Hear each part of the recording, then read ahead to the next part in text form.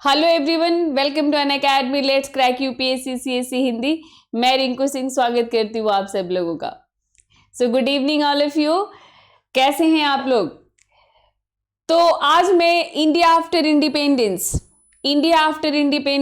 जो कि आपका जीएस पेपर 1 का चैप्टर है, तो मैं उसके बारे में आप लोग को पढ़ाने जा रही हूँ। और ये टॉपिक हैं लाल बहादुर शास्त्री। एक दिन मैंने नेहरू पर क्लास ले लिया है ऑलरेडी। आज मैं लाल बहादुर शास्त्री पर लूंगी और लाल बहादुर शास्त्री को डिफरेंट तरीके से थोड़ा सा आप पढ़ेंगे, बिल्कुल राष्ट्रवादी नजरिए से। मुझे ऐसा लगता है कि लाल बहादुर शास्त्री पर इस बार आप लोग को प्रश्न पूछा जाना चाहिए, क्योंकि थोड़ी देश में राष्ट्रवादी बातें ज्यादा हो रही हैं। तो लाल बहादुर शास्त्री पर इस बार प्रश्न पूछा जा सकता है, ऐसा मुझे लग रहा है 90%। क्यों? क्योंकि 2013 के बाद प्रश्न आया नहीं है शास्त्री पर। और शास्त्री एक शांत सुमधुर स्वभाव के व्यक्ति और जिन्होंने कांग्रेस की लीक पर काम नहीं किया, कांग्रेस के भीतर रहते हुए एक अलग छवि उन्होंने प्रस्तुत की थी, जिनको हम ऑब्वियसली हम उनको नेहरूवादी राजनीति से या फिर गांधीवादी राजनीति से थोड़ा सा अलग रख सकते हैं। तो इसलिए मुझे ऐसी संभावना लग रही है। हालांकि ये काफी सम्मान करते थे, गांधी के सच्चे अनुयायी थे और नेहरू का बहुत सम्मान करते थे। तो आप ये देखेंगे कि शास्त्री जी थोड़ा सा एक अपने अलग व्यक्तित्व का छाप छोड़ने में कामयाब रहे हैं भारत की राजनीति पर। तो शास्त्री जी की बात करते हैं आज हम लोग। तो यहाँ पर आप आना है, अनअकैडमी पर आपको आना है। यूट्यूब पर कब तक आप आधे अधूरे क्लास लेते रहोगे? तो अनअकैडमी पर आओ और यहाँ आकर अपनी तैयारी कंप्लीट करो आप। तो यहाँ पर आप आते हो तो आपको daily live classes, test, quizzes, पूरा स्ट्रक्चर्ड कोर्स आपको मिलता है यहाँ पर। तो यहाँ पर सब कुछ ही मिलेगा आपको। तो मुझे उम्मीद है कि आप सब लोगों ने एक लर्निंग ऐप डाउनलोड कर ली होगी, और इस लर्निंग ऐप को जैसे ही डाउनलोड करेंगे, वहाँ पर ये सभी टॉप के एडुकेटर्स और ये 15,000 से ज़्यादा कोर्सेज, जो बहुत सारे नए बैच कोर्सेज जो अभी लॉन्च हुई हैं 15 दिसंबर और 14 दिसंबर और 15 दिसंबर को, वो सब कोर्सेज आपको दिखने लग जाएंगी। और आपको करना क्या है? कोर्स तो दिखने लग जाएगा, लेकिन आप पढ़ नहीं पाएंगे। पढ़ने के लिए आपको सब्सक्रिप्शन लेना पड़ेगा। तो सब्सक्रिप्शन लेते हैं तो मैं आपको जल्दी से बता दूं कि आप 1 साल का आप लेते हैं तो ये आपको मिलता है आपका 44,550 रुपये में 1 साल का, 64,800 में 2 साल का, और 81,000 में आपका 3 साल का मिलेगा मेरे इस कोड के साथ।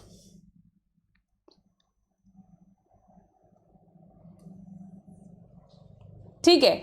और अगर आप आइकॉनिक सब्सक्रिप्शन लेते हैं तो आइकॉनिक सब्सक्रिप्शन आपको 62,550 रुपये में 1 साल का, और 96,300 में आपका 2 साल का, और 1,26,900 में आपको 3 साल का उनके लिए है जो 12th के बाद से ही प्रिपरेशन में जो लग गए हैं। तो आपको आइकॉनिक सब्सक्रिप्शन से क्या मिलेगा जो प्लस से अलग है? प्लस वाली तो सारी चीज़ें आपको मिलेंगी ही। आइकॉनिक सब्सक्रिप्शन में इसके साथ साथ आपको मिलेगा एक कोच मिलेगा, एक मेंटर मिलेगा आपको, जो आपको पूरी तरह से गाइड करता हुआ चलेगा। तो अगर आप यहाँ पर मेरा कोड यूज करते हैं तो मैं आपकी मेंटर और गाइड हो सकती हूँ। और बस आप ये समझ लो कि आपको सिर्फ पढ़ना होगा, बाकी कोई भी टेंशन नहीं लेना होगा कि कैसे पढ़ना है, कि नोट्स कैसे बनाना है, कैसे लर्न करना है, कितने घंटे की पढ़ाई करनी है, ये सब मैं आप लोगों को बताऊंगी। आपको सिर्फ और सिर्फ क्या करना होगा? तो आपको सिर्फ पढ़ाई करनी होगी आपको, बस।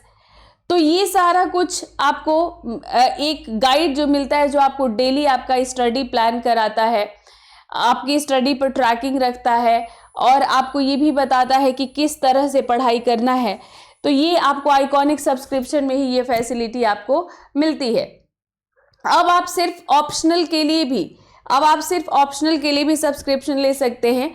तो सिर्फ ऑप्शनल के लिए सब्सक्रिप्शन आप लेते हैं तो पबेड, PSIR, psychology, sociology, geography, history, economics, anthropology, zoology, agriculture, mathematics, commerce, accountancy, law, management, Maithili साहित्य, हिंदी साहित्य, कन्नड़ साहित्य, इंग्लिश साहित्य, ये सभी ऑप्शनल के सब्जेक्ट्स, ये सभी आपका अवेलेबल है। और यहाँ पर आप सिर्फ ऑप्शनल के लिए सब्सक्रिप्शन बहुत दिनों से जो आप खोजते थे, आपकी डिमांड को देखते हुए लाया गया है। और ये 24,750 रुपये में, 24,750 रुपये में मेरे इस कोड के साथ आपका 1 साल का हो जाएगा। आप देख पा रहे हैं, आप 6 महीने के लिए भी ले सकते हैं, 6 महीने में कोई भी ऑप्शनल पूरा हो जाता है। लेकिन जैसा कि आप देख पा रहे हैं कि 20,250 रुपये में, 20,250 रुपये में आपका 6 महीने का है। और सिर्फ आप 4500 रुपया ज़्यादा आप लगाएंगे तो आपका 1 साल का हो जाएगा। तो इसलिए आप 1 साल का ही लेना, 1 साल का ज़्यादा बेहतर रहेगा और फुर्सत से आप तैयारी कर पाएंगे। तो 1 साल का ही लेना आप। तो मेरा कोड है रिंकू लाइव कोड के साथ आप आते हैं तो मैंने जैसा कि आपको बताया कि सारी चिंता मेरी होगी और आपको सिर्फ पढ़ाई करनी होगी। तो नोट्स की, आंसर राइटिंग की, याद कराने की भी जिम्मेदारी मेरी। आपको सिर्फ समय निकालना होगा और जितनी देर मैं कहूँगी आपको उतनी देर केवल पढ़ाई करनी होगी। तो ये मेरा कमिटमेंट रहेगा आप लोगों के साथ, मेरे कोड के साथ अनअकैडमी पर आप आते हो तो। रिंकू सिंह हिस्ट्री मेरा टेलीग्राम लिंक है। अपने टेलीग्राम में बिना स्पेस का @रिंकू सिंह हिस्ट्री आप डालोगे तो आप लोगों को ये वो सब्सक्राइब ज्वाइन हो जाओगे मेरे उसमें, और वहीं पर मेरे सेशन का PDF भी मिलता है आपको। तो आज जो हम लोग इस सेशन में कवर करने जा रहे हैं, तो इस सेशन में हम लोग कवर कर रहे हैं शास्त्री जी का प्रारंभिक जीवन, जो आपको हमेशा शास्त्री जी पर जब भी प्रश्न आएगा तो आपको इंट्रो में हेल्प करेगा।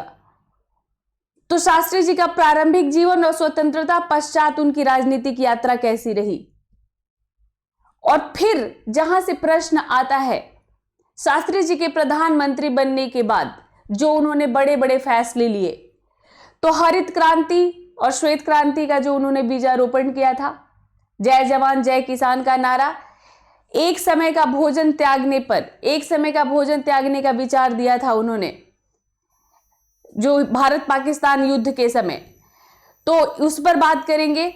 उनके समय कौन सी नवीन संस्थाएं बनी, कौन सी परियोजनाएं चली, उनकी विदेश नीति कैसी थी, इंटरनेशनल रिलेशंस उनके समय कैसे थे, अंतर्राष्ट्रीय संबंध कैसा था, भारत पाकिस्तान युद्ध की बात करेंगे, ताशकंद शांति समझौते की बात करेंगे, और थोड़ा सा बात करेंगे शास्त्री जी के रहस्यमय मृत्यु पर भी, और लास्ट में बात करेंगे संभावित प्रश्नों पर।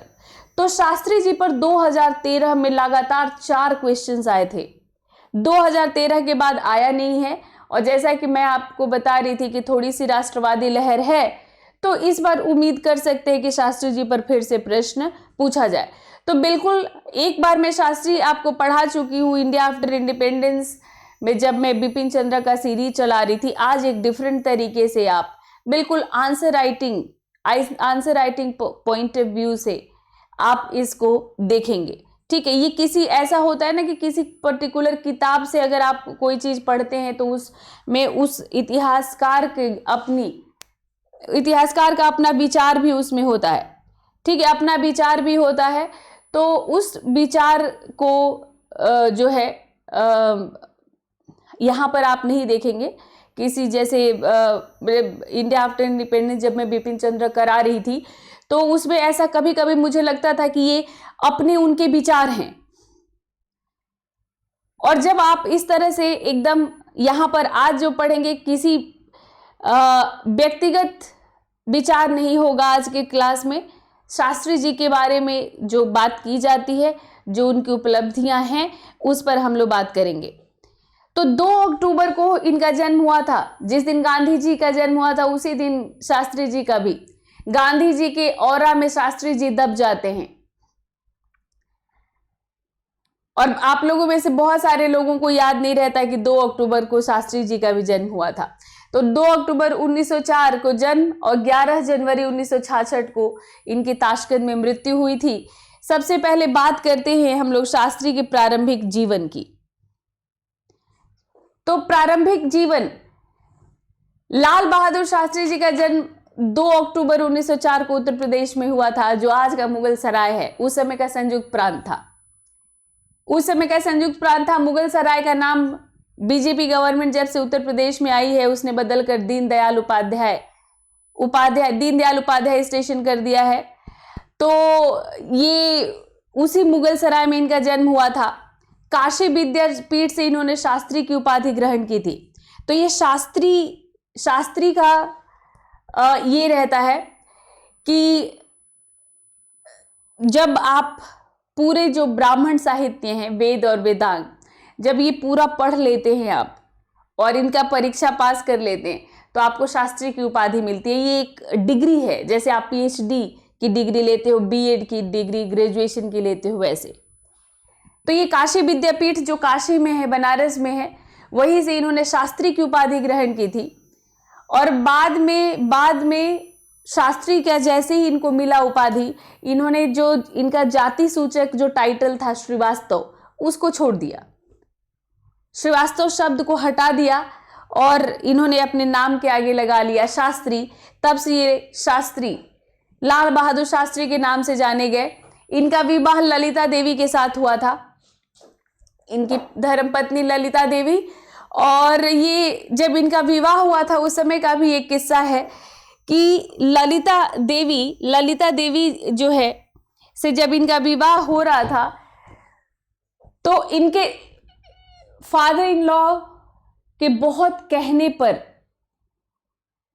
कहने पर इन्होंने 5 गज खादी और एक सूत कताई का मशीन लिया था, क्योंकि ये दहेज के बहुत धूर विरोधी थे, दहेज प्रथा के। और इन्होंने साफ साफ कोई भी चीज लेने से मना कर दिया था। तो ये शास्त्री जी की क्या थी, ये स्वभाव कह लीजिए, ये शास्त्री जी का स्वभाव था। थोड़ी देर के लिए मैं इसलिए बैठ गई हूं कि थोड़ा मुझे अभी अनकंफर्टेबल लग रहा था, तो बस मुझे उम्मीद है कि आप लोग माइंड नहीं करेंगे इसको। तो ये शास्त्री जी शुरू से ही राष्ट्रवादी स्वभाव के थे और समाज में जो प्रचलित बुराइयां थीं उसके विरोधी थे ये।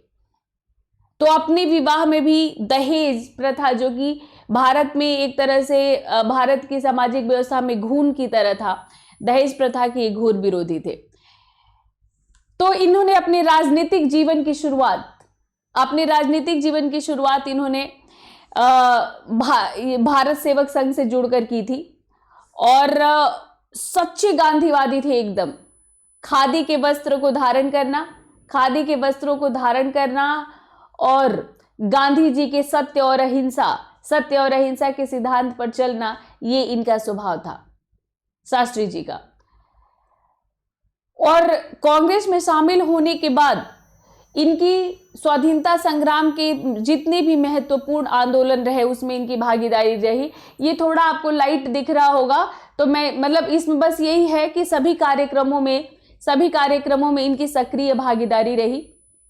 और इन्होंने जो है सभी गांधी द्वारा किए गए सभी बड़े आंदोलनों में भाग लिया। असहयोग आंदोलन, दांडी मार्च में ये साथ थे गांधी के, भारत छोड़ो आंदोलन, सभी आंदोलनों में इन्होंने भाग लिया। ठीक है, तो ये मतलब एक बार कांग्रेस से जुड़े तो कांग्रेस से के सभी निर्णयों में और सभी आंदोलनों में शास्त्री जी की भागीदारी रही। अगर इनके राजनीतिक दिग्दर्शकों की बात करें तो पुरुषोत्तम दास टंडन, जवाहरलाल नेहरू और आपके जो है गोविंद बल्लभ पंत, ये लोग इनके दिग्दर्शक रहे, पथ प्रदर्शक रहे और ये काफी सम्मान भी करते थे इन लोगों का। तो ये कांग्रेस के सभी राजनीतिक संगठनों के महत्वपूर्ण हिस्सा शास्त्री बने रहे और पार्टी की जो स्थानीय इकाई के सचिव भी बने। ये इलाहाबाद कांग्रेस कमेटी के अध्यक्ष भी बनाए गए थे और 1937 के जो प्रांतीय चुनाव हुए थे, उन प्रांतीय चुनाव में ये जीते थे संयुक्त प्रांत विधानसभा क्षेत्र से। तो शास्त्री जी बढ़ चढ़कर राष्ट्रीय आंदोलनों में हिस्सा लेते रहे, स्वतंत्रता के पहले भी, स्वतंत्रता के बाद जब गोविंद बल्लभ पंत के मंत्रिमंडल में इनको मंत्री बनाया गया था और इनको पुलिस और परिवहन मंत्रालय सौंपा गया था।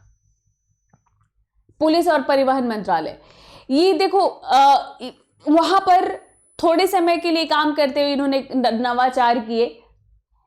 कंडक्टर के पद पर महिलाओं की नियुक्ति की इन्होंने, उस समय के लिए ये बहुत बड़ी बात थी। कंडक्टर के पद पर महिलाओं की नियुक्ति उस समय के लिए एक बहुत, आप कह सकते हैं कि उस समय जब महिलाएं अभी घर से निकल ही रही थी और धीरे धीरे उनको शिक्षा लेने की छूट मिली थी, उनको कंडक्टर के पद पर नियुक्ति करना उस समय के लिए एक बहुत एडवांस्ड स्टेप था, ये अग्रगामी कदम था। और इसी तरह पुलिस में सुधार करते हुए इन्होंने लाठी चार्ज मना किया, क्योंकि उससे चोट लगती है, लोग घायल होते हैं। तो इन्होंने जो उग्र भीड़ है, जो उपद्रवी भीड़ है, उदंड भीड़ को तितर बितर करने के लिए इन्होंने पानी के बौछारों का इस्तेमाल करने की सलाह दी। जो एकदम वो जो अभी देख रहे हैं आप लोग, किसान आंदोलन चल रहा है और किसान आंदोलन में किसानों पर इस तरह की बौछारें की जा रही हैं। तो एक मैंने पेपर में पढ़ा था कि एक वो मीम्स बना था कि जो दिन रात पानी के बौछारों के सामने काम करते हैं, आप उनको बौछारों से डरा रहे हो, ऐसे करके एक मीम बना था। तो ये जो आइडिया, ये सलाह भी शास्त्री जी ने दिया था और तब से इसका इस्तेमाल किया जाता है। जवाहरलाल नेहरू को जब अखिल भारतीय कांग्रेस कमेटी का जब अध्यक्ष बनाया गया, तो शास्त्री जी को महासचिव के रूप में नियुक्त किया गया। और जब नेहरू जी जब प्रधानमंत्री बने, तो नेहरू जी ने अपनी मंत्रिमंडल में इनको शामिल भी किया और इनको रेल मंत्रालय दिया। उनके जब रेल मंत्री थे, उसी दौरान एक रेल दुर्घटना हो गई थी बहुत बड़ी, और उसकी नैतिक जिम्मेदारी अपने ऊपर लेते हुए शास्त्री जी ने त्याग पत्र दे दिया। लेकिन फिर दोबारा जब बनते हैं तो दोबारा से फिर इनको गृह मंत्रालय दिया। 61 में दोबारा से इनको उस मंत्रिमंडल में शामिल किया गया और इनको गृह मंत्रालय दिया गया। नेहरू जी की अचानक मृत्यु हो जाती है। हम लोगों ने इंडिया आफ्टर इंडिपेंडेंस में मैंने आप लोगों को बताया है, मैं फिर बता देती हूँ कि कहते हैं कि जो इंडो चाइना वॉर हुआ था और भारत को जिस तरह से रौंद कर चाइना चला गया था और चारों तरफ नेहरू जी की जैसे किरकिरी हुई थी, कहते हैं कि वही अचानक नेहरू जी की मृत्यु का कारण बना। नेहरू भीतर ही भीतर इस बात को सोचने लग गए थे नेहरू भीतर ही भीतर इस बात को।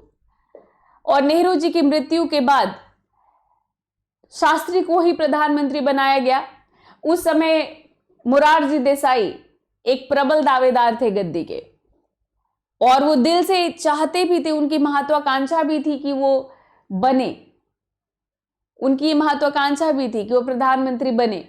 जबकि शास्त्री जी में ऐसी कोई महत्वाकांक्षा नहीं थी, लेकिन कांग्रेस के भीतर कुछ लोग ऐसे थे जो किंग मेकर्स थे, वो सिंडिकेट कहलाया बाद में जाकर। तो उसमें उन लोगों ने, उसमें वामपंथ के लोग ज्यादा थे, उन लोगों ने शास्त्री जी को चुना क्योंकि शास्त्री जी सौम्य स्वभाव के व्यक्ति थे, शांत स्वभाव के व्यक्ति थे। इस वजह से शास्त्री जी को प्रेफर किया गया और शास्त्री जी को प्रधानमंत्री चुन लिया गया। तो 9 फरवरी 1964 को शास्त्री जी ने भारत के दूसरे प्रधानमंत्री के तौर पर शपथ लिया। प्रधानमंत्री बनने के बाद भी उन्होंने विदेश मंत्रालय और आणविक जो ऊर्जा मंत्रालय इन्होंने अपने पास रखा था, लेकिन बाद में नहीं संभाल पाए थे, तो विदेश विभाग इन्होंने स्वर्ण सिंह को दे दिया था, स्वर्ण सिंह को सौंप दिया था। तो इतना आप लोगों ने पढ़ा शास्त्री जी के इंट्रो के लिए।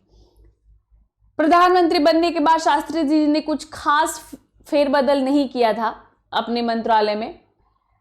सिर्फ उन्होंने नेहरू जी की पुत्री इंदिरा को सूचना एवं प्रसारण मंत्री के तौर पर शामिल कर लिया था अपने विभाग में।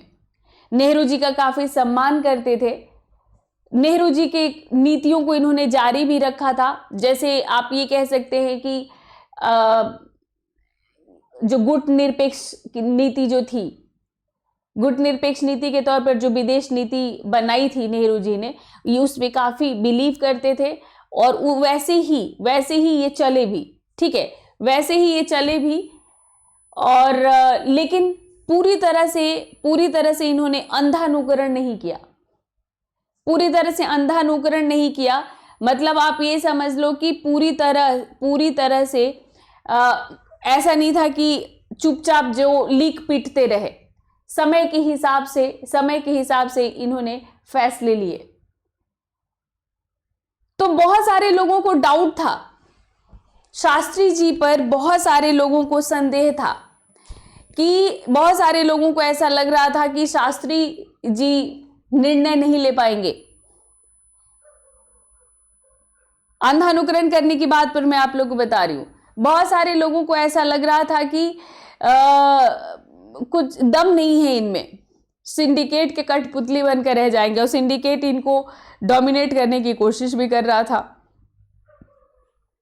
तो शास्त्री जी ने कहा था कि मैं देखने में बहुत दुबला पतला व्यक्ति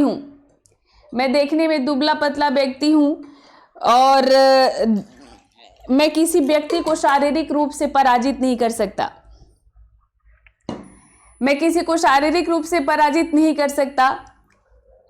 लेकिन इसका अर्थ ये नहीं है कि मैं मानसिक रूप से भी दुर्बल हूं और मैं निर्णय लेने की क्षमता नहीं रखता। इन्होंने बहुत दबे हुए और सधे हुए स्वर में जता दिया था। और उसके बाद शास्त्री जी ने एल.के. झा के नेतृत्व में अपना एक वो बनाया जिसको आज पीएमओ कहते हो आप। अब एल.के. झा को अपना सचिव बनाया और अपना एक ऑफिस बनाया जो इनके साथ डिस्कस करता था और ये फैसले लेते थे। और फिर शास्त्री जी ने बहुत सारे महत्वपूर्ण फैसले लिए जिनका क्रियान्वयन इंदिरा गांधी के समय हुआ, लेकिन शास्त्री जी अपने उन्हीं फैसलों के लिए जाने जाते हैं। तो सबसे पहले हम लोग बात करते हैं धर्मनिरपेक्षतावादी के रूप में, धर्मनिरपेक्ष भारत के लिए, जो कि धर्मनिरपेक्षता एक बहुत बड़ी चीज होती है और सभी नेताओं में देखा जाता है। तो शास्त्री जी धर्मनिरपेक्षता को लेकर क्या सोचते थे, सबसे पहले उस पर बात करते हैं।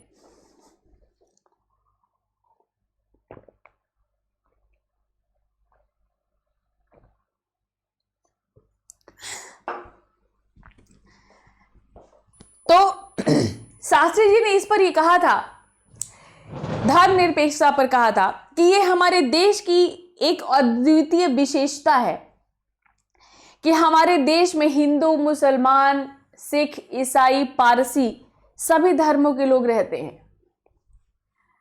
हमारे यहां मंदिर, मस्जिद, गुरुद्वारा और चर्च सभी ऐसे स्थान हैं, लेकिन हम इन सब का प्रयोग राजनीति में नहीं करते।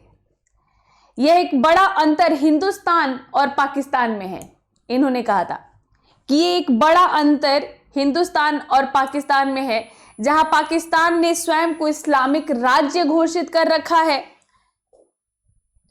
और धर्म को एक राजनीतिक कारक के रूप में इस्तेमाल किया, वहीं हम भारतीयों को अपना मनपसंद धर्म चुनने की आज़ादी है और अपनी इच्छा अनुसार प्रार्थना और पूजा करने की स्वतंत्रता है। और जहां तक राजनीति का मामला है, हम में से प्रत्येक पहले भारतीय है, तो अधर्म बाद में आता है। तो ये बात बहुत अभिमान के साथ शास्त्री जी ने कही थी। इसी बात से पता चलता है कि शास्त्री जी कितने धर्मनिरपेक्ष व्यक्ति थे और वो भारत की विविधता को सम्मान करते थे, विविधता की सम्मान करते थे और हर व्यक्ति की स्वतंत्रता और समानता को बनाए रखना चाहते थे, जिसमें धार्मिक स्वतंत्रता को भी वो उतना ही सम्मान करते थे। तो शास्त्री जी जब प्रधानमंत्री बने तो उनके सामने 3 बड़ी चुनौतियां थी। यहीं से आपका क्वेश्चन शुरू होता है, यहीं से आपका प्रश्न शुरू होता है और यहीं से हमेशा प्रश्न आपका पूछा जाएगा कि कैसे कैसे इन्होंने संभाला। खास तौर पर ये इसका खाद्यान्नों की कमी से जूझते हुए भारत को उबारने के लिए जो इन्होंने फैसले लिए वो, और पाकिस्तान के साथ जो दूसरा युद्ध हुआ इनके समय पर वो उसके बारे में। तो ये शास्त्री जी जैसे ही उनके बने प्रधानमंत्री तो शुरू में ही ये चुनौतियां उनके सामने आई थी और ये मतलब बड़े संकट थे उनके। तो पहला, मद्रास राज्य जो बाद में तमिलनाडु बना, वहां पर व्यापक हिंदी विरोधी प्रदर्शन चल रहा था, हिंसात्मक प्रदर्शन, हिंदी विरोधी प्रदर्शन क्यों हो रहा था? क्योंकि कहा गया था, उस समय कहा गया था जब आज़ादी मिली थी हमें और संविधान जब लागू हुआ था तो कहा गया था कि 15 वर्षों बाद हिंदी को राजभाषा का दर्जा दे दिया, राजभाषा के तौर पर लागू कर दिया जाएगा, अंग्रेजी हटा दिया गया था। अब 15 साल पूरे हो रहे थे और दक्षिण के राज्यों को ये डर सता रहा था कि कहीं ऐसा ना हो कि हिंदी को बना दिया जाए। तो उनको मतलब वो हिंदी सीखने के लिए बिल्कुल तैयार नहीं थे। अंग्रेजी तो वो सीखने को तैयार थे। बहुत सारे साउथ इंडियंस हैं जो भाई कम्युनिकेशन के लिए उत्तर भारत से, अगर दक्षिण भारत का कम्युनिकेशन का और दक्षिण भारत उत्तर भारत दोनों प्रांतों में कम्युनिकेशन का एकमात्र जरिया है अंग्रेजी। तो ये अंग्रेजी सीखा है लोगों ने, उत्तर भारत के लोगों ने सीखा, दक्षिण भारत के लोगों ने सीखा। तो वो अंग्रेजी तो सीखने को तैयार थे लेकिन वो हिंदी सीखने को तैयार नहीं थे। हिंदी को लेकर एक अलग ही उनके भीतर भय बना हुआ था और उसको लेकर प्रदर्शन चल रहा था। व्यापक खाद्यान्न की कमी थी भारत में, बार बार अकाल पड़ रहा था और सूखा पड़ रहा था, लोग भूखे मर रहे थे। जिस तरह से अंग्रेज खस्ता हाल करके भारत को जर्जर करके जिस तरह से अंग्रेज गए थे, भारत उससे उबर नहीं पा रहा था। नेहरू जी के समय में भी ये संकट रहा, शास्त्री जी के भी समय में ये संकट था, बाद में इंदिरा जी के समय भी रहा। इसको बरसों लग गए थे इस संकट से उबरने में, लेकिन शास्त्री जी ने जो महत्वपूर्ण निर्णय लिए वो मील का पत्थर साबित हुआ इसमें। तो खाद्यान्न की कमी से जूझने के लिए, उबरने के लिए शास्त्री जी ने क्या फैसले लिए ये बहुत महत्वपूर्ण है। और भारत पाकिस्तान युद्ध का किस तरह से इन्होंने सामना किया। तो जैसा कि आप जानते हैं कि Indo China war Nehru ji के समय 62 में हो चुका था और जिस तरह से चाइना भारत को रौंद कर चला गया था, भारत एक राष्ट्रीय अपमान से गुजर रहा था। पूरा भारत, लोगों का मनोबल टूट गया था और भारत के लोग भूखे रह सकते हैं लेकिन अब वो अपमानित नहीं होना चाहते और अपने आन बान शान पर कोई आंच नहीं देखना चाहते, नहीं आने देना चाहते। तो भारत पाकिस्तान युद्ध में शास्त्री जी ने भारत के उस राष्ट्रीय गौरव को कैसे वापस लाया, ये आपके लिए महत्वपूर्ण है। तो इन्हीं तीनों पर हम लोग बात करेंगे। तो लाल बहादुर शास्त्री ने इस सभी चुनौतियों से निपटने के लिए, ठीक है, जो कदम उठाए वो नेहरूवादी अर्थशास्त्र से बिल्कुल अलग था। जो जिस रास्ते पर जिस तरह से नेहरू चल रहे थे उससे बिल्कुल ही अलग था। काफी लोग नहीं जानते हैं कि शास्त्री जी ने आर्थिक विषयों को देखने वाले जो मंत्रालय थे उन मंत्रालयों को निर्णय लेने की छूट दी। जो निर्णय योजना आयोग लेता था, योजना आयोग जो निर्णय लेता था, क्योंकि योजना आयोग नेहरू जी की ये नीति थी, प्लानिंग कमीशन की नियोजित विकास की नीति पर चल रहे थे, जिसके लिए पंचवर्षीय योजनाएं बनी और उसके लिए एक योजना आयोग बनाया गया था। पर शास्त्री जी ने योजना आयोग के प्रभाव को कम किया और सभी मंत्रालयों को निर्णय लेने का अधिकार दिया आर्थिक मामलों में। ठीक है, तो इस तरह से उन्होंने एक विकेंद्रीकृत शासन स्थापित करने की कोशिश की और एक तरह से ये राष्ट्रीय नियोजन परिषद की स्थापना के द्वारा उन्होंने योजना आयोग के प्रभुत्व को कम करने का प्रयास किया। ये शास्त्री जी ने नेहरू से एक अलग ही नीति अपनाई। शास्त्री जी ने 1965 में शास्त्री जी ने संसद में घोषणा की कि आर्थिक गतिविधियों पर सरकार के नियंत्रण को थोड़ा कम करना पड़ेगा, इस पर पुनर्विचार करना पड़ेगा। जैसा कि आप जानते हैं कि नेहरू आजादी के पहले से ही समाजवादी विचारधारा से प्रभावित थे और वो आजादी के बाद उन्होंने समाजवादी विचारधारा से प्रभावित होकर उन्होंने राष्ट्रीयकरण कर दिया था। और जैसा कि आप जानते हैं कि समाजवाद में राज्य के द्वारा नियोजित विकास किया जाता है ताकि सबका विकास हो, सम्मिलित विकास हो। तो ये नीति गलत नहीं थी और शास्त्री जी भी उसमें विश्वास करते थे। प्रधानमंत्री बनने के बाद शास्त्री जी ने अपने एक भाषण में कहा था कि हम दो राह पर खड़े हैं और लेकिन हमें कोई इसमें शक नहीं है कि हमें किस रास्ते पर जाना है। हमें बिल्कुल समाजवादी तरीके से सबके विकास को लेकर देश का विकास करना है और समाजवादी तरीके से विकास करना है और सबका विकास होगा। इसमें हमें ऐसी नीतियां बनानी है और बिल्कुल धर्मनिरपेक्ष होकर हमें चलना है। तो उसमें कोई शास्त्री जी को वो नहीं था, लेकिन शास्त्री जी ये चीज वो देख रहे थे कि अगर जल्दी विकास करना है तो कुछ सेक्टर्स को थोड़ी छूट देनी पड़ेगी। तो उसमें उन्होंने स्टील, सीमेंट, ये ऐसे जो कुछ क्षेत्र थे उनको उन्होंने थोड़ी छूट दिलवाई। तो कुछ मतलब इन्होंने जो सरकारी विनियमन थे उसमें कुछ छूट दी गई और स्टील और सीमेंट जैसे जो सेक्टर्स थे उनको कुछ मतलब ढिलाई कर दी गई सरकारी नियमों में, ताकि वो लोग ज़्यादा से ज़्यादा इसमें मतलब काम कर सके। उद्योगपतियों को भाई ढील दोगे तो ज़्यादा उस पर अपने व्यापार को बढ़ाने के लिए ज़्यादा कंपनी खोलेंगे, काम करेंगे, व्यापार करेंगे। और अगर उन पर नियंत्रण रहेगा तो नियंत्रित तरीके से करेंगे। तो नियंत्रण इसलिए था ताकि भारत पूंजीवादी देश पूर्णतः न बन जाए।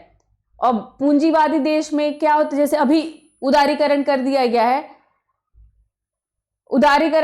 गया और भारत में विकास की असमानता साफ साफ हम लोगों को देखने के लिए मिलती है। असमान विकास दिख रहा है आपको। तो यही असमान विकास नहीं चाहते थे ये लोग, इसलिए देश मतलब राज्य का दखल था इन सेक्टर्स में। तो ये उदारीकरण के पहले की हम लोग बात कर रहे हैं, जब एक तरह से सभी प्रमुख संस्थानों का राष्ट्रीयकरण कर दिया गया था, तब शास्त्री जी ने महसूस किया था कि अगर अर्थव्यवस्था को थोड़ी सी बूम देनी है, अगर विकास करना है तो कुछ सेक्टर्स में थोड़ी सी छूट देनी पड़ेगी। तो इनके आर्थिक टीम में, शास्त्री के आर्थिक टीम में, यहां पर हम बात करें शास्त्री जी के आर्थिक सुधारों की, तो जब भी शास्त्री जी के आर्थिक सुधारों से कोई प्रश्न आएगा तो आप ये इन सभी बातों को लिखेंगे। तो इनके आर्थिक टीम में एल.के. झा, जो वही इनके सचिव थे, जिनके उसमें इन्होंने पीएमओ बनाया था, एल.के. झा, आई.जी. पटेल, धर्मवीर और एस. भुथलिंगम जैसे लोग थे। ये लोग थे। इन्होंने कृषि के आधुनिकीकरण की बात की। कृषि के आधुनिकीकरण को जो कुछ निजी क्षेत्र को आर्थिक स्वतंत्रता देकर अर्थव्यवस्था में सुधार लाने का श्रेय इनको दिया जाता है। निजी क्षेत्रों में वही जो अभी हम लोग बात कर रहे थे। तो ये लोग इनके आर्थिक टीम में थे। ये शास्त्री जी जानते थे कि जब तक निजी क्षेत्र में थोड़ी ढील नहीं दी जाएगी, जब तक कड़ाई रहेगी, तब तक नियंत्रित होकर जब ये काम करेंगे तो उतना विकास नहीं होगा। इसलिए निजी क्षेत्रों को थोड़ी सी ढील दी गई और बाद में यही चीज फिर नरसिम्हा राव ने महसूस किया और उदारीकरण की थी। तरक्की भी हुई है और उस तरक्की के कुछ नुकसान भी हैं, लेकिन इन्होंने नियंत्रित ढील दी थी।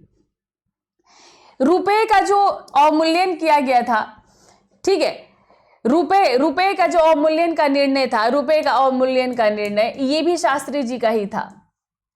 ये भी शास्त्री जी का ही था, जो बाद में इंदिरा गांधी के द्वारा इस फैसले का क्रियान्वयन किया गया।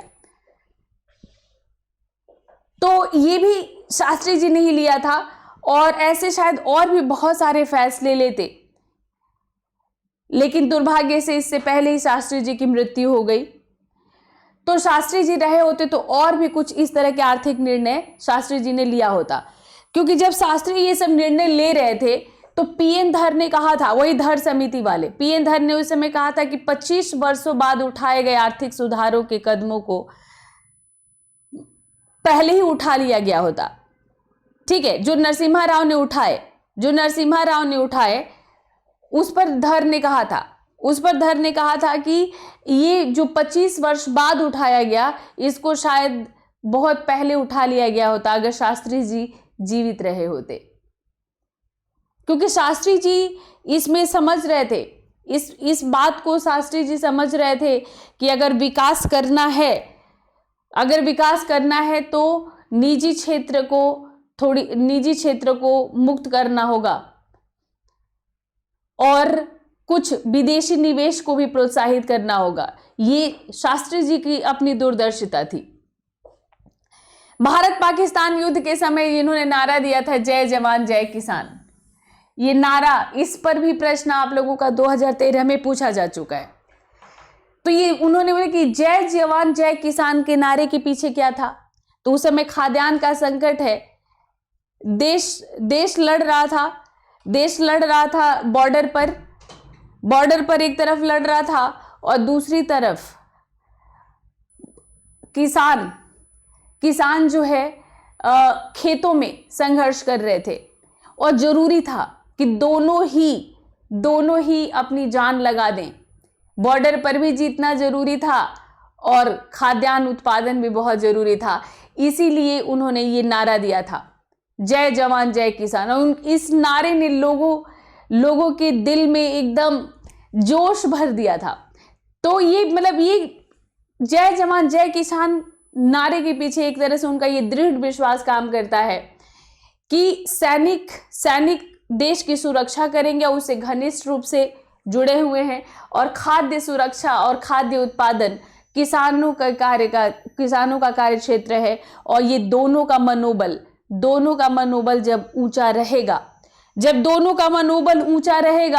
तो इसको जो है इस लक्ष्य को पाना मुश्किल नहीं होगा। और इन्होंने कहा कि किसान जो खेतों में काम करता है, ये बिल्कुल वैसे ही है जैसे बॉर्डर पर सैनिक खून बहाता है। तो इन्होंने किसानों को इन्होंने वो वैल्यू दिया, वो महत्व दिया। तो ये इस नारे का मतलब आप लोगों से पूछा गया था। तो इस पर जैसे अगर फिर से पूछा जाता है तो यही लिखना है आपको।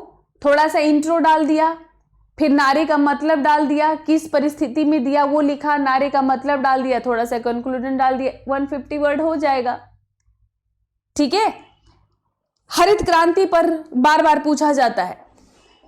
हरित क्रांति और श्वेत क्रांति का जो बीजारोपण इन्होंने किया, उस पर भी बार बार पूछा जाता है। देखो, ये मुगल सराय के थे और एक किसान परिवार से थे। मुगल सराय के थे और किसान परिवार के थे और ये समझते थे, ये जानते थे कि किस तरह से किसान खेतों में बहाता है अपना पसीना। हरित क्रांति के पीछे क्या परिस्थितियां थी? भारत भोजन की कमी से जूझ रहा था, बहुत विकट स्थिति थी। उसमें शास्त्री जी ने सी सुब्रमण्यम को खाद्य एवं कृषि मंत्री के तौर पर अपने मंत्रिमंडल में शामिल किया और इन्होंने हरित क्रांति का नींव डालने में अपने मंत्रियों को पूरा सहयोग किया। हालांकि इसका हम लोगों को परिणाम जो है, इसका परिणाम हमें मिला इंदिरा गांधी के समय ही इसका क्रियान्वयन हुआ और बहुत सारे लोग इसका श्रेय इंदिरा गांधी को देते हैं, लेकिन इसका बीजारोपण जो किया वो शास्त्री जी ने ही किया और इसका पूरा श्रेय शास्त्री जी को जाता है। शास्त्री जी ही ये विचार लेकर आए कि देश में हरित क्रांति लाना होगा। और वो किस तरह से तो इसमें जैसे इनका ये था कि हरित क्रांति में 3 क्षेत्र, प्रौद्योगिकी यानी कृषि में प्रौद्योगिकी, आर्थिक और संगठनात्मक पर बल, ठीक है। इस पर मतलब ये था इनका कि इस तरह से ही देश की अर्थव्यवस्था को रूपांतरित किया जा सकता है। तो इस समय इसमें टेक्नोलॉजी के लिए भारतीय कृषि अनुसंधान परिषद का पुनर्गठन किया गया,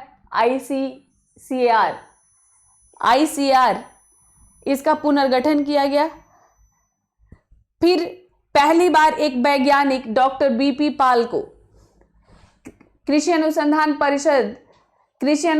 परिषद का प्रमुख एक वैज्ञानिक BP पाल को नियुक्त किया गया और भारतीय कृषि अनुसंधान संस्थान के जो MS स्वामीनाथन थे, उनको मैक्सिको में नॉर्मन बोरलाग की टीम के द्वारा विकसित किए गए जो उच्च पैदावार वाले जो अनाज थे, उनकी किस्मों को भारत लाने की बात की गई। तो ये जो नॉर्मन बोरलाग थे, इन्होंने मैक्सिको में सफलतापूर्वक खाद्यान्न उत्पादन में एक तरह से क्रांति लाई थी, एकदम से बढ़ाया था और वो हाइब्रिड बीज के बल पर। तो ये नॉर्मन बोरलाग थे और नॉर्मन बोरलाग से मिलने के लिए स्वामीनाथन को भेजा गया और प्रोत्साहित किया उन्होंने कि भारत में उन बीजों को लाया जाए। उस समय चौतरफा विरोध शास्त्री जी का हो रहा था। उसके बावजूद इन्होंने जो है 1965 में 250 टन गेहूं के बीज आयात करने की अनुमति इन्होंने दे दी। जब शास्त्री जी ये सब निर्णय, विरोध क्यों हो रहा था, कांग्रेस के भीतर भी हो रहा था। जब शास्त्री जी ये सब निर्णय ले रहे थे तो कांग्रेस के भीतर जो नेता थे, जिन्होंने शास्त्री जी को इसलिए बना दिया था कि शास्त्री जी उनके अनुसार चलेंगे, उनके कहे अनुसार चलेंगे, वो अब उनको ये सारी चीजें एक तरह से नागवार गुजर रही थी कि शास्त्री जी बिना उनसे डिस्कस किए, बिना उनसे बात किए ऐसे निर्णय क्यों ले रहे। पर शास्त्री जी ने 250 टन गेहूं आयात करने की अनुमति दी और बाद में 1966 में कई हजार टन गेहूं के बीज और आयात किए गए। और नवंबर 1965 में जब CA सुब्रमण्यम और ओरुविले फ्रीमैन, ये अमेरिकी कृषि सचिव थे, ये रोम में मिले और उन्होंने एक समझौता किया। रोम समझौता के नाम से भी इसे जानते हैं। तो इसमें इस समझौते के अनुसार अमेरिका को मदद करनी थी कृषि, सिंचाई, अनुसंधान में, बीज में, उर्वरकों में अधिक निवेश करना, ठीक है, निवेश, उचित आर्थिक और मतलब मार्केटिंग विपणन नीतियों को लागू करना। 1971 तक खाद्यान्न उत्पादन में आत्मनिर्भरता पाने में अमेरिका मदद करेगा, ऐसा समझौता रोम में हुआ। ये सब आप हरित क्रांति में शास्त्री जी की भूमिका पर आप लिखेंगे। और अमेरिका अपनी तरफ से भारत को 1965 और 1966 में अधिक गेहूं भेजने पर सहमत हो गया। उस समय भारत पूरी तरह से निर्भर था, आयात पर, अनाज के आयात पर निर्भर था। भारत में अनाज इतना नहीं था कि सबका पेट भरा जा सके, लोग भूखों मर रहे थे। ऐसे में अमेरिका को गेहूं भेजने पर सहमत करना भी एक बड़ी उपलब्धि थी, क्योंकि अमेरिका उस समय आप जानते हैं कि शीत युद्ध चल रहा था और पूरा जो विश्व है वो आधे आधे में बट गया था। एक ग्रुप था सोवियत रूस का और दूसरा ग्रुप था अमेरिका का। तो एक साम्यवादी समाजवादी विचारधारा वाला और दूसरा पूंजीवादी विचारधारा वाला, दोनों महाशक्ति। ऐसे में जो नेहरू ने गुट निरपेक्ष की नीति अपनाई थी, इससे अमेरिका को बहुत परेशानी थी। अमेरिका को इससे बहुत ज़्यादा परेशानी थी कि भारत आखिर मेरे गुट में शामिल क्यों नहीं होता। तो अमेरिका बार बार ब्लैकमेल करने की कोशिश करता था भारत को, और ऐसे में बिना गुट निरपेक्षता की नीति को छोड़े और अमेरिका से गेहूं ले लेना, ये भी एक बड़ी सफलता थी। और जो न्यू टेक्नोलॉजी लेना, उस मतलब प्रौद्योगिकी के सहयोग करने के अभिप्रेरणा पर काम किया गया और उसे लिया गया और उस प्रौद्योगिकी को इस्तेमाल किया गया, ये भी एक बड़ी बात थी। ठीक है, तो कृषि मूल्य आयोग और भारतीय खाद्य निगम इसी समय अस्तित्व में आए। फिर एपीसी जो है और ये आपके जो है एफसीआई, ये इसी समय 1965 में अस्तित्व में आए। राष्ट्रीय बीज निगम और केंद्रीय भंडार निगम भी इसी समय संगठित किए गए। और ये सब किस लिए किए गए? ये सब इसीलिए किए गए कि कृषि में ज़्यादा से ज़्यादा कृषि का विकास किया जा सके। तो ये कृषि में विकास संबंधी ये सभी कदम थे। इसी तरह शास्त्री जी ने श्वेत क्रांति को भी गति दी।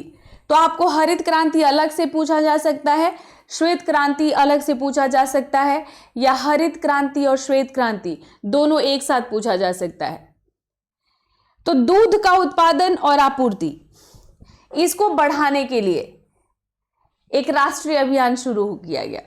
अक्टूबर 1964 में कंजारी जो स्थान है, कंजारी में अमूल की कैटल फीड फैक्ट्री का उद्घाटन करने के लिए गए थे शास्त्री जी। कैसे ये विचार आया उनके दिमाग में?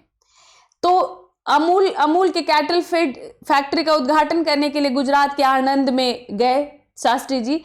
तो अपने दौरे के समय जो मतलब सहकारिता था, जो मिल्क कोऑपरेटिव सोसाइटी थी आणंद की, उससे ये बहुत प्रभावित हुए।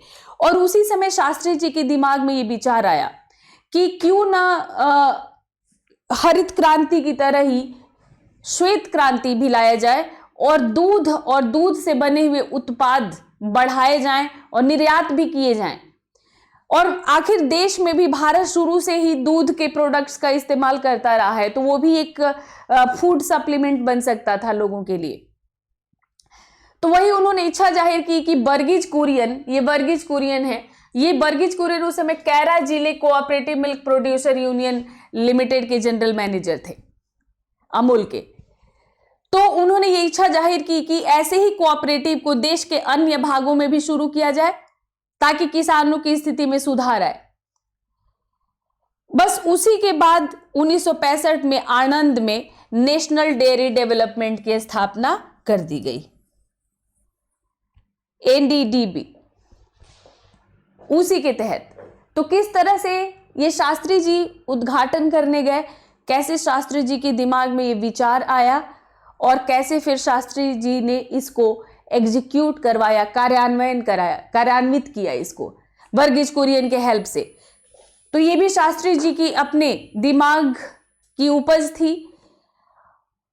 इसी समय शास्त्री जी ने एक समय भोजन त्यागने का विचार दिया था, एक समय का भोजन त्यागने का विचार शास्त्री जी ने दिया। और ये भी एक शास्त्री जी की अद्भुत नेतृत्व क्षमता का एक उदाहरण है और उनके राष्ट्रवादी सोच का। तो देश जब खाद्यान्न संकट से गुजर रहा था। अमेरिका गेहूं भेजने पर रेडी हो गया था, लेकिन उसी समय पाकिस्तान के साथ युद्ध शुरू हुआ। पाकिस्तान के साथ युद्ध के दौरान लिंडन बी जॉनसन, जो तत्कालीन अमेरिकी राष्ट्रपति थे, उन्होंने चेतावनी दिया कि यदि भारत पाकिस्तान के साथ युद्ध नहीं रोकता है तो वो उसे PL 480 समझौते के तहत, जिसमें मतलब जनसंख्या की खाद्यान्न जरूरतें पूरी करने के लिए गेहूं आयात करने की आवश्यकता थी और वो राजी हुआ था, तो PL 480 समझौते के अंतर्गत वो गेहूं की आपूर्ति रोक देगा। भारत पर उसने दबाव बनाने की कोशिश की, क्योंकि पाकिस्तान मिल चुका था, पाकिस्तान सीटों में शामिल हो चुका था और पाकिस्तान को पूरा समर्थन करता था अमेरिका। तो शास्त्री जी ने फिर भारतीयों से कहा कि हम भूखे रह सकते हैं लेकिन अमेरिका के आगे झुकेंगे नहीं।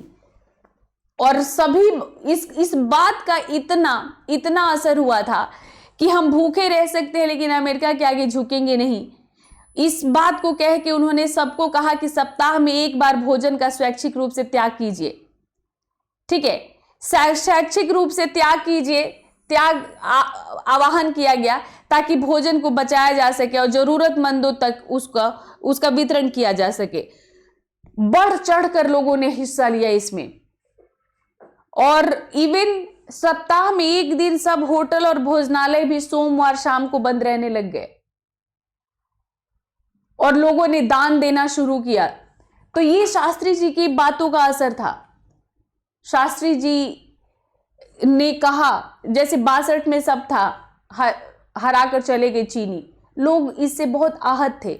और जब ऐसे में पाकिस्तानी युद्ध के दौरान जब शास्त्री जी ने ये नारा दिया तो लोगों को भोजन त्यागने पर कोई समस्या नहीं हुई, लेकिन शायद शास्त्री जी झुक जाते तो लोगों को ज्यादा बुरा लगता। तो शास्त्री इस भावना को समझते थे, क्योंकि वो खुद शास्त्री इसी भावना से संचालित होते थे, ऐसी ही राष्ट्रवादी भावना से संचालित होते थे, आत्मसम्मान वाली भावना से संचालित होते थे। तो शास्त्री जी ने लोगों मतलब ये उपाय किया। तो ये आप देख पा रहे हैं कि ये सब कुछ अलग ही शास्त्री जी के आइडियाज थे, ये उनके आदर्शों के अनुरूप ये अलग तरह से उन्होंने योजनाएं बनाई। कई तरह की नवीन संस्थाएं और परियोजनाएं भी शास्त्री जी के समय बनी। बस 1 मिनट का ब्रेक।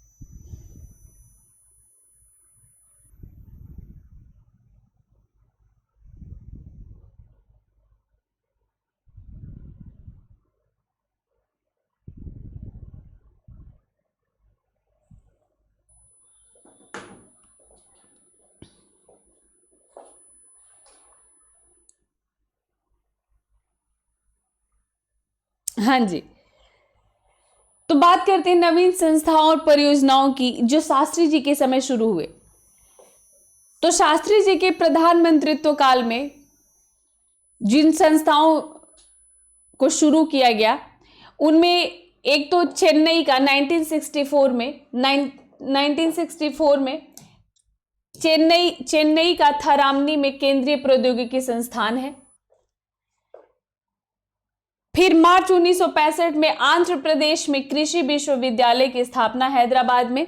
बाद में इसका नाम बदलकर आचार्य एनजी रंगा विश्वविद्यालय कृषि विश्वविद्यालय कर दिया गया। तो अभी एनजी रंगा कृषि विश्वविद्यालय जो है ये इसका जो है तेलंगाना का जब गठन हुआ 2014 में, तो इसे 2 विश्वविद्यालयों में विभाजित किया गया, एनजी रंगा वो कृषि विश्वविद्यालय को, और उसमें दूसरे विश्वविद्यालय का नाम प्रोफेसर जयशंकर कृषि विश्वविद्यालय रख दिया गया। तो मूल रूप से अभी जो ये 2 विश्वविद्यालय हैं, एनजी रंगा कृषि विश्वविद्यालय और ये प्रोफेसर जयशंकर कृषि विश्वविद्यालय, इसकी स्थापना एक तरह से इनके समय पर में ही हुई थी, शास्त्री जी के समय में ही। इलाहाबाद में राष्ट्रीय प्रौद्योगिकी संस्थान की स्थापना हुई, ठीक है, इलाहाबाद में हुई। चेन्नई का जो पतन है, जो पोर्ट है जवाहर डॉक लिमिटेड, उसका उद्घाटन भी शास्त्री जी के द्वारा ही किया गया। नवंबर 1964 में तूतीकोरिन पतन का निर्माण भी इनके ही समय, शास्त्री जी के समय ही शुरू किया गया। बहुत कम, मतलब बहुत छोटा समय रहा शास्त्री जी का, और उसने छोटे समय में शास्त्री जी ने बहुत कार्य किया, आप देखते जाइए। इसी तरह से 1964 में शास्त्री जी ने अपर कृष्णा परियोजना की नींव रखी, जो अलमाटी बांध का हिस्सा है अभी, ठीक है। सरकार द्वारा ये निर्णय मतलब किया गया कि अलमाटी बांध का नाम लाल बहादुर शास्त्री के नाम पर रखा गया। ये बाद की सरकारों ने ये निर्णय लिया था, क्योंकि इस परियोजना की नींव जो है शास्त्री जी ने रखी थी, इसीलिए इसको फिर लाल बहादुर शास्त्री रखा गया। 1965 में ट्रॉम्बे में प्लूटोनियम प्रसंस्करण संयंत्र की शुरुआत की, क्योंकि ये बहुत स्ट्रांगली बिलीव करते थे कि भारत में नाभिकीय कार्यक्रम चलना चाहिए। शास्त्री जी ने डॉक्टर होमी भाभा का जो सुझाव था कि भारत को शांतिपूर्ण उद्देश्यों के लिए नाभिकीय विस्फोट करना चाहिए, इसे शास्त्री जी ने लागू किया। शास्त्री जी सहमत थे इसे पूरी तरह, और होमी भाभा की पहल पर study of nuclear explosion for peaceful purposes SNEPP का गठन किया गया।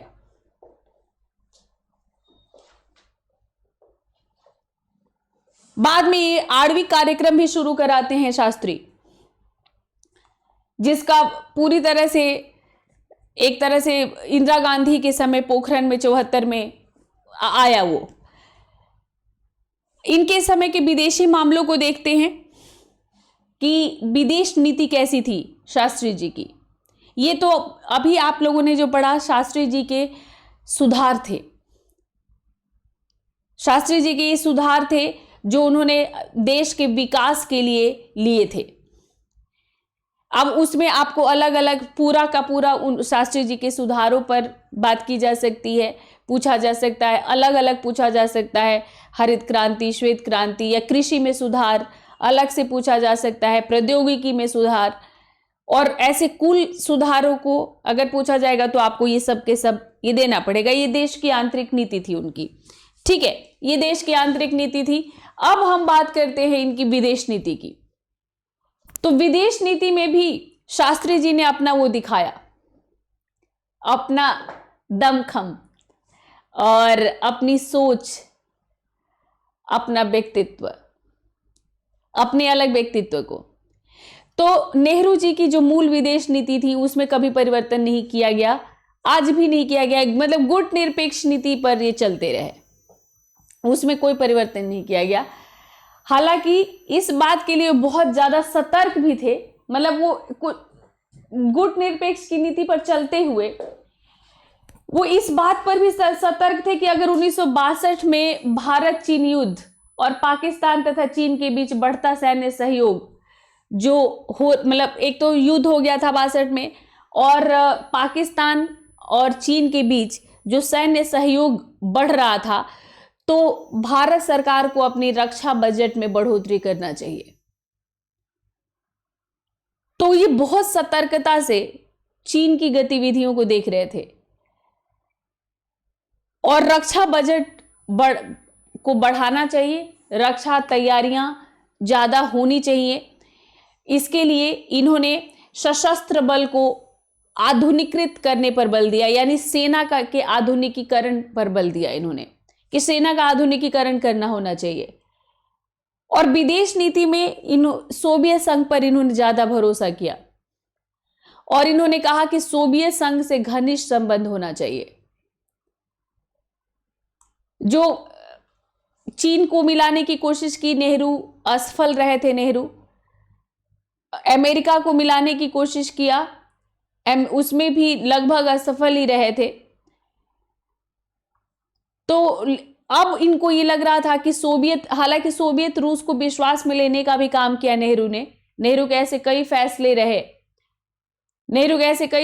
जिससे सोवियत रूस को, जैसे क्रीमिया वॉर पर ही हुआ और कोरिया वॉर पे, क्रीमिया नहीं, कोरिया, नॉर्थ कोरिया और साउथ कोरिया में जब वो हुआ था, उस पर जो उन्होंने लिया था उस पे थोड़ा प्रभावित हुआ था सोवियत रूस।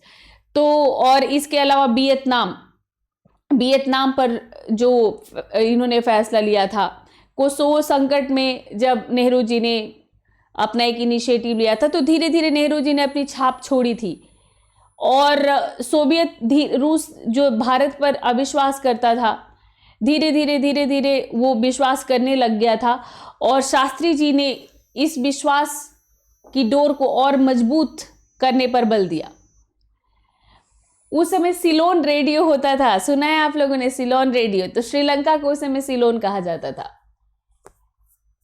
तो श्रीलंका के साथ लाल बहादुर शास्त्री ने एक अच्छे संबंध बनाने की कोशिश की। उस समय श्रीमाओ भंडार नायके, जो मेरे पीछे आप लोग देख रहे हैं, श्रीमाओ भंडार नायके के साथ उन्होंने 1964 में उन्होंने समझौता किया और इसमें जितने भारतीय तमिल थे उनके दर्जे को लेकर के समस्या थी। मतलब श्रीलंका तमिलनाडु के नीचे श्रीलंका है, पुराना संबंध है, चोलों के समय से ही आपने देखा है, कई बार 50 साल से ज्यादा चोलों का शासन रहा श्रीलंका पर। तो इसको लेकर श्रीलंका में बहुत सारे भारतीय तमिल थे, बहुत सारे। अब उनको, मतलब जैसे भारत में कैसे वो बांग्लादेश शरणार्थी थे, नागरिकता नहीं मिली हुई थी, कुछ ऐसी समस्या थी।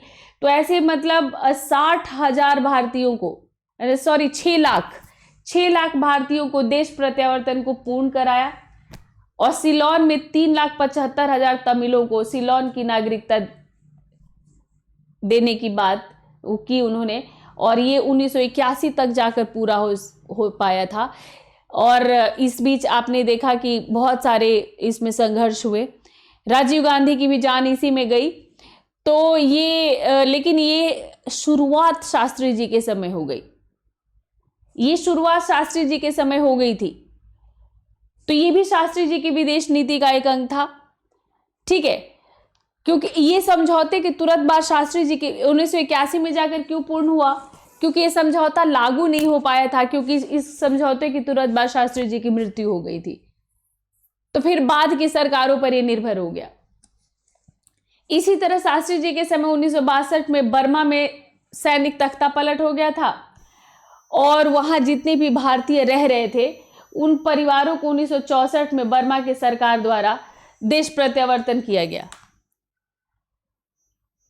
जो भारतीय परिवार बर्मा में अंग्रेजों के समय ही जाकर बस गए थे, अब उनके लिए अब वहां पर जो बर्मा सरकार है वो अब कह रही है कि तुम वापस जाओ। तो ये संबंध तनावपूर्ण हो गए और सरकार भी तानाशाही थी वहां पर। फिर शास्त्री जी ने दिसंबर 1965 में रंगून की आधिकारिक यात्रा की, रंगून गए और वहां जिन शासन था जनरल ने विन का शासन था। तो उनके बाद फिर से जो बातचीत किया, अपनी समझदारी से उन्होंने संबंधों को फिर से मजबूत किया, फिर से मधुर संबंध हो गए।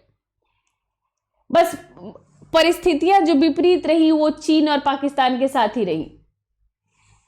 चीन और पाकिस्तान के साथ संबंध नहीं हो पा रहा था, संबंधों में सुधार नहीं हो पा रहा था। इसको देखते हुए शास्त्री जी ने रक्षा रक्षा मजबूत करने पर जोर दिया। मतलब जो सेना है, रक्षा जो क्षेत्र है भारत, मतलब जैसी रक्षा आता है तो आप समझ जाओ कि सेना की बात हो रही है। तो इसके लिए उन्होंने नाभिकीय कार्यक्रम पर बल दिया। 1965 में उन्होंने परमाणु परीक्षण पर काम करने के लिए परमाणु ऊर्जा आयोग को अनुमति दे दी कि भारत के पास परमाणु बम होना चाहिए। और काफी इसको अब विरोध झेलना पड़ रहा था। अपनी सरकार के भीतर भी लोगों ने इसका प्रचंड विरोध किया था, लेकिन वो अपने बात पर अडिग रहे। और इससे पहले कि ये कार्यक्रम शुरू हो पाता 1966 में इनकी मृत्यु ही हो गई।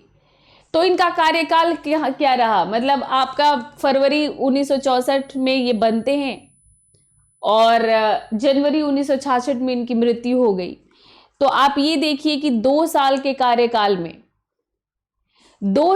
कार्यकाल में शास्त्री जी ने कितना कुछ काम कर दिया। आप ये सोचिए, मतलब ये एक बहुत बड़ी उपलब्धि है। ठीक है, बहुत बड़ी उपलब्धि शास्त्री जी की। तो अभी खत्म नहीं हुआ है, अभी बात कर रहे हैं भारत पाकिस्तान युद्ध की, जो शास्त्री जी के समय की सबसे बड़ी उपलब्धि रही। और यहां से इसी युद्ध में उन्होंने नारा दिया था, जय जवान जय पाकिस्तान। और इसी युद्ध से उन्होंने भारत के राष्ट्रीय गौरव को, आत्मसम्मान को वापस दिलाया था।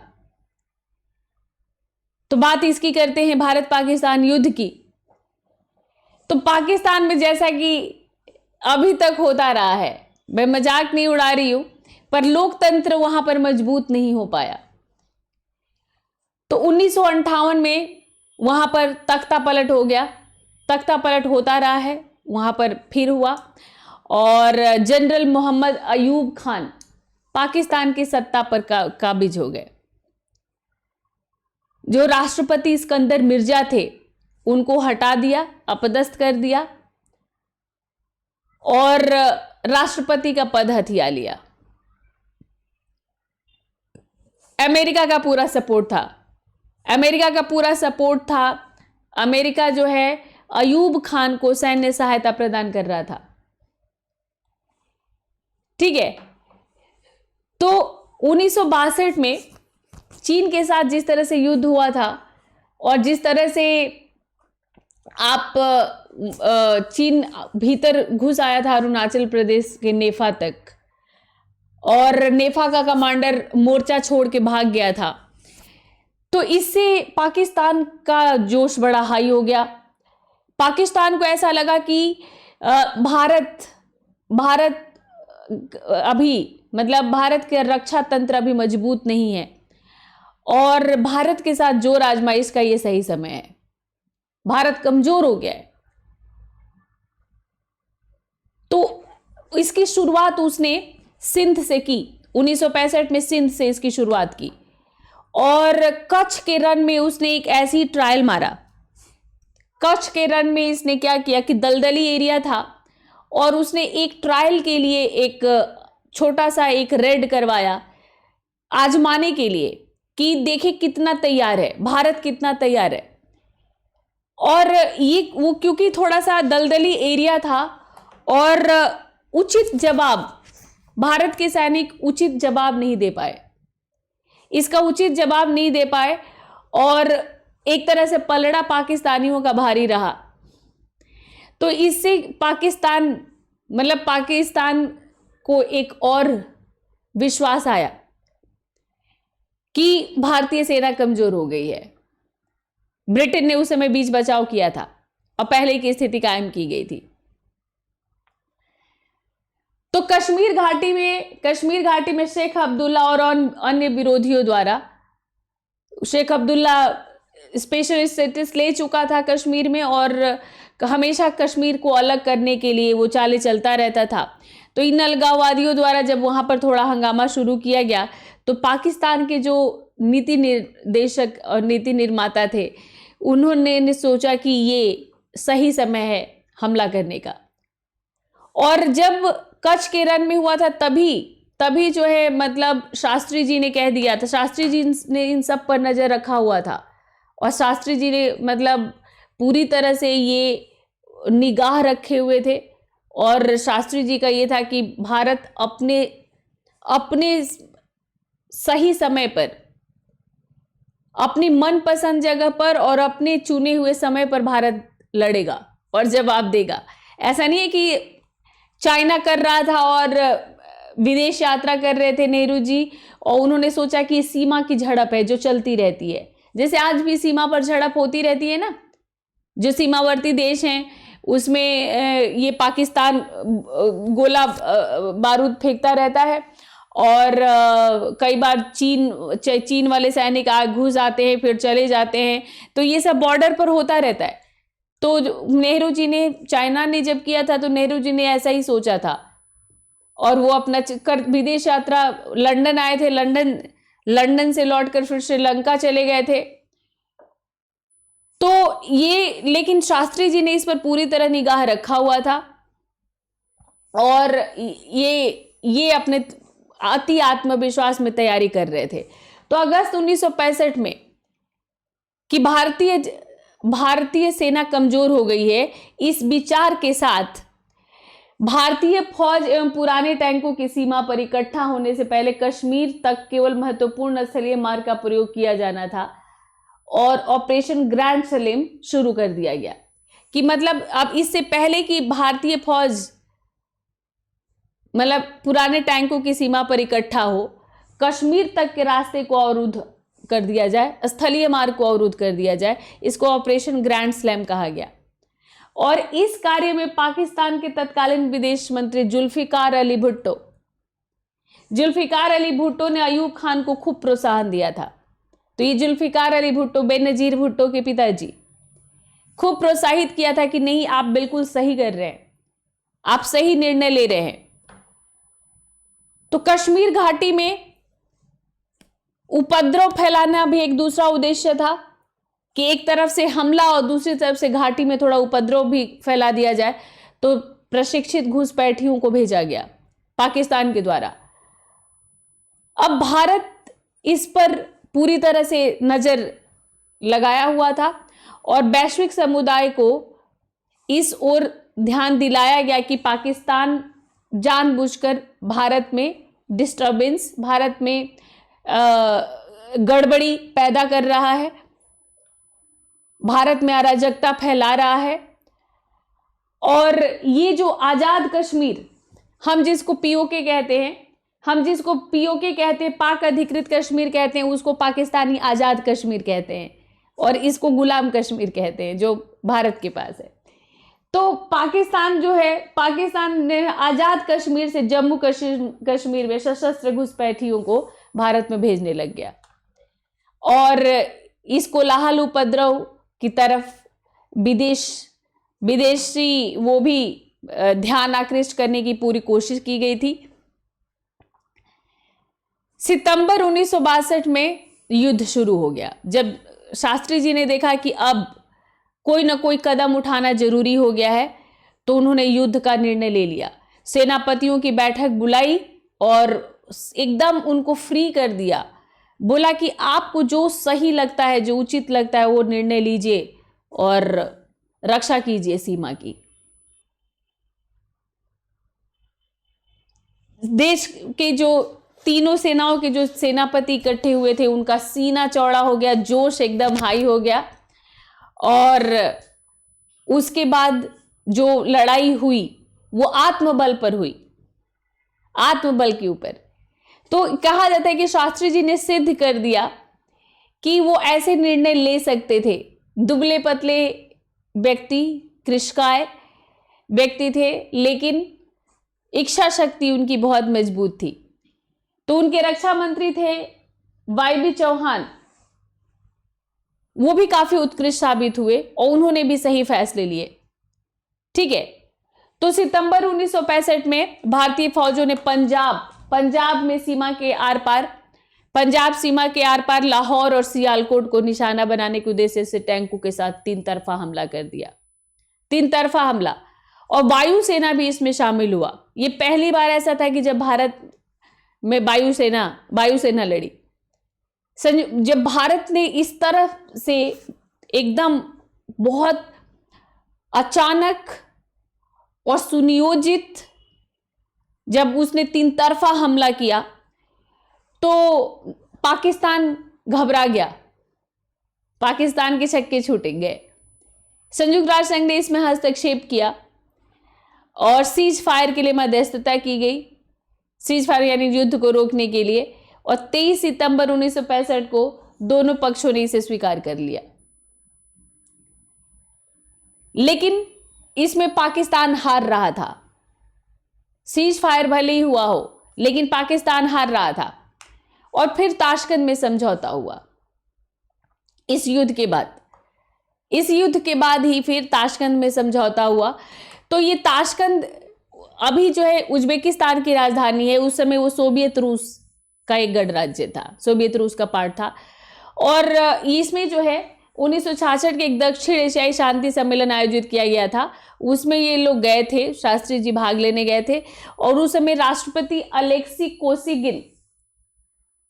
कोसिगिन इन्होंने इस शांति समझौते को एक तरह से प्रायोजित किया, कह लीजिए ड्राफ्ट किया।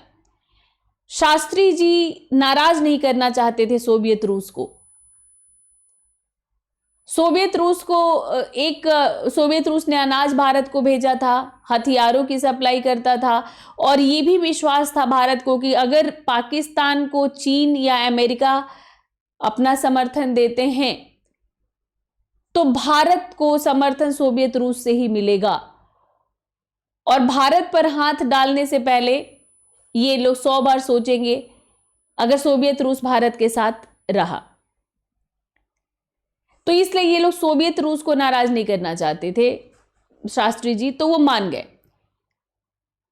तो ताशकंद घोषणा इसीलिए था कि भारत और पाकिस्तान की भी शांति बहाल कर दी जाए। इसमें थोड़ा सा भारत को ही कंप्रोमाइज करना पड़ा, क्योंकि कुछ ऐसी चौकियां जो भारत ने जीत ली थी भारत को लौटाने पड़े थे, जो बहुत सामरिक महत्व की थी।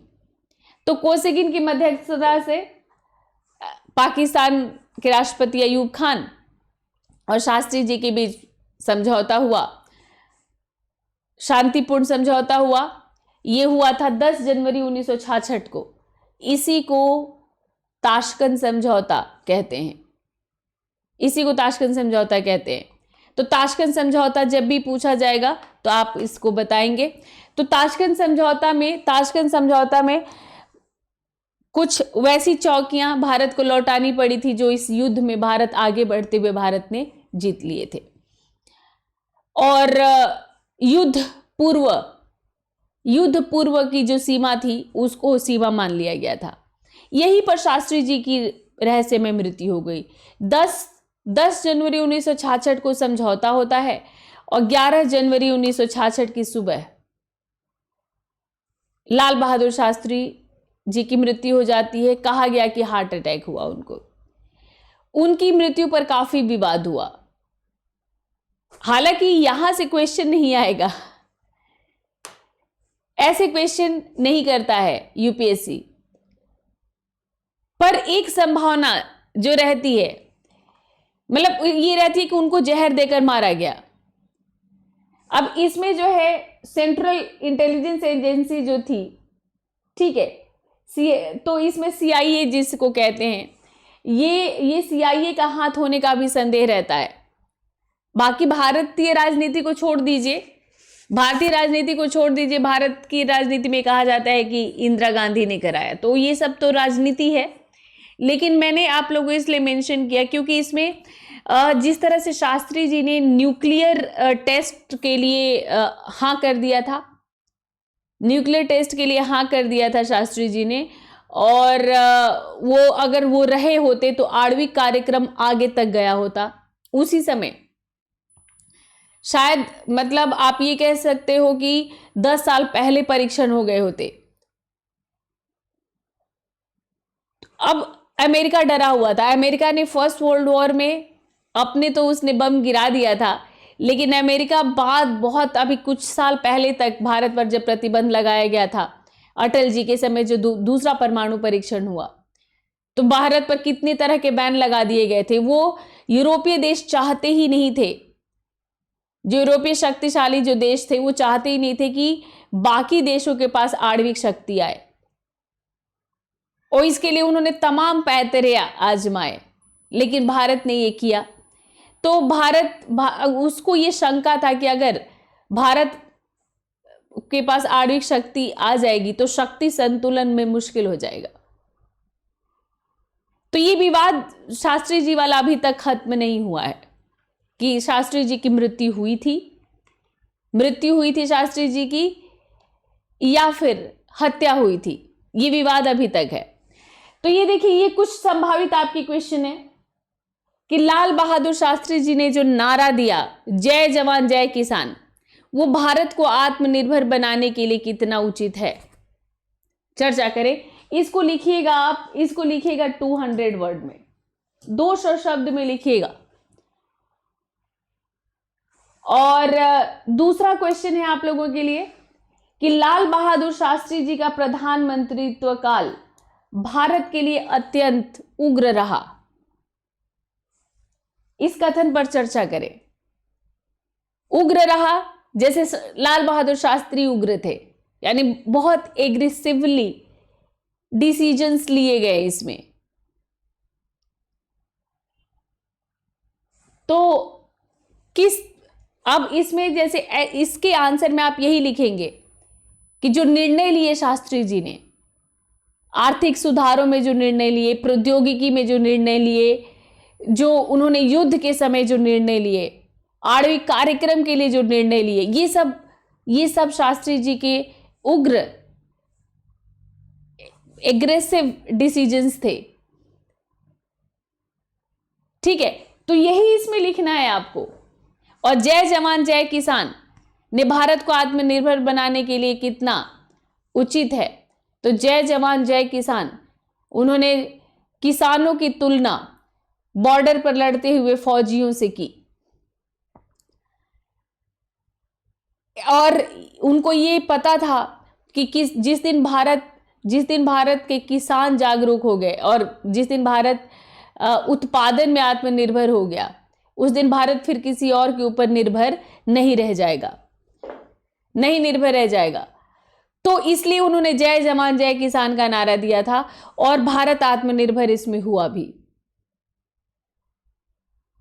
जिस तरह सैनिक लड़े बॉर्डर पर, और जिस तरह से कुछ ही सालों में भारत को आयात करने की जरूरत नहीं पड़ी, भारत खाद्यान्न की निर्भरता खत्म हो गई, इस नारे का कमाल दिखा। तो कैसे कैसे ये हुआ, कौन कौन सा तरीका अपनाया गया, तो हमने बात किया, वो ही इसमें आप लोग को लिख देना है। तो ये आप लोगों का संभावित प्रश्न, और ये आज भी कितना संभावित है इसमें है लिखा हुआ है, तो ये आज के संदर्भ में भी इसकी व्याख्या आप लोग कर दीजिएगा।